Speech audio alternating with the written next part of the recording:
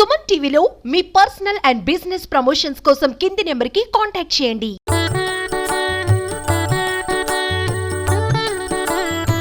గురువుగారు, ఇప్పుడు అమెరికన్స్ కూడా కొంతమంది మన కల్చర్ ఫాలో అవుతున్నారు. ఈ మధ్య కాలంలో చూస్తే చాలా మంది మన టెంపుల్స్కి రావడం కూడా జరుగుతుంది.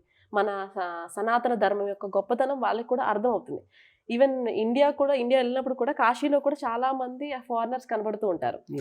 అలాగే వీళ్ళ యొక్క కల్చర్ బట్టి వీళ్ళు ఇవన్నీ పాటించరు కదా, మరి వీళ్ళకి ఇవన్నీ పాటించకపోవడం వల్ల ఎలాంటి నష్టాలైనా జరుగుతాయి అంటారు? అంటే జనరల్గా నాకు తెలిసిన నాలెడ్జ్ ప్రకారం అమెరికాలో ఉన్న వాళ్ళందరూ కూడా భూమికి దిగువన ఉంటారు కాబట్టి, సో మన పాతాళ లోకం కింద వస్తుంది. సో వాళ్ళు ఎలాంటి భోగాలైనా అనుభవిస్తారు. అందుకే ఈ అగ్రరాజ్యంలో ఇలా పుడతారు అని చెప్పి అంటారు. మన భారతదేశంలోనే ఎక్కువ పట్టింపులు ఉంటాయి ఇలాంటివి. సో అమెరికన్స్కి ఉండదంటారా? ఈ భూభాగంలో అలాంటివి ఏమి ఉండవంటారా? ఉంటాయి. వాళ్ళు పట్టింపులు చేయటం మంచిది. ఎందుకంటే మనది పుణ్యభూమి అంటారు, దీన్ని కర్మభూమి అంటారు.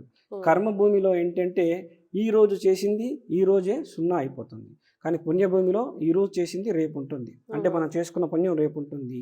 ఈ కర్మభూమిలో పుణ్యం అనేదే లేదు. పుణ్యం లేకపోవటం చేతనే మీరు గమనించినట్టయితే చాలామంది ఇప్పుడు బ్రాహ్మణులందరూ కూడా మన దేవాలయాల్లో ఉండే బ్రాహ్మణులందరూ కూడా వేద పండితులు, వేదాన్ని చదువుకొని ఉన్నారు. వేదం ఎక్కడి నుంచి చదువుకున్నారు అంటే పీఠాల నుంచి చదువుకుంటారు.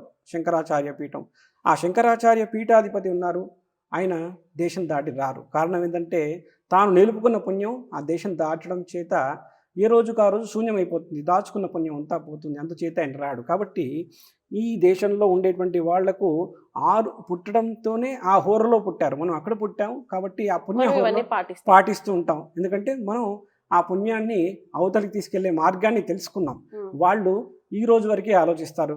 మీరు అదే ఆలోచిస్తే కూడా మనం మన పిల్లలకి దాచి పెడుతూ ఉంటాం చూడండి, వాళ్ళ మటుకు ఆ రోజే. ఇక్కడ కల్చర్ చూసుకున్నట్లయితే 15 ఏళ్ల నుంచి వీళ్ళు ఉద్యోగం చేస్తారు పిల్లలు. వాళ్ళకి ఏదో దాచి పెట్టాలి, ఆస్తులు ఇవ్వాలని అయితే ఉండదు. ఎవరికి వాళ్ళ లైఫ్ బతుకుతారు. వాళ్ళు రేపటిని నమ్మరు.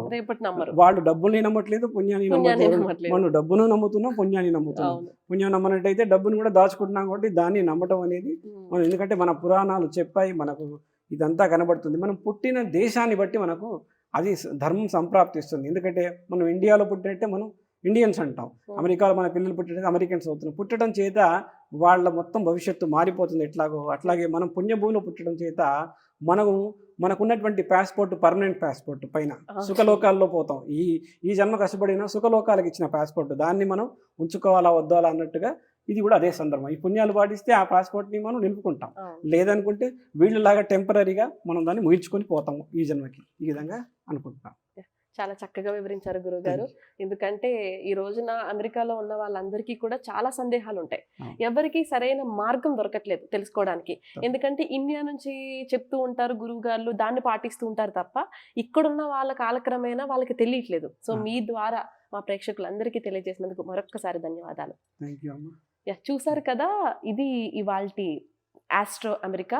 సో మనకి ఏది ఏమైనా కూడా మన ఎన్ని దేశాలు దాటొచ్చినా కూడా మన దేశం యొక్క మన పుట్టు పూర్వతలు అన్నీ కూడా మనతో పాటే ఉంటాయి. మన ఎంత దేశాలు మారినా మన కల్చర్ని, మన పూజల్ని, మనం పాటించే పద్ధతుల్ని ఎప్పుడూ కూడా మర్చిపోకూడదు అని చెప్పి గురుగారు చెప్పడం జరిగింది. ఎందుకంటే అవి పాటిస్తూ ఉంటేనే మన పుణ్యఫలం అనేది ముందుకు సాగుతూ ఉంటుంది.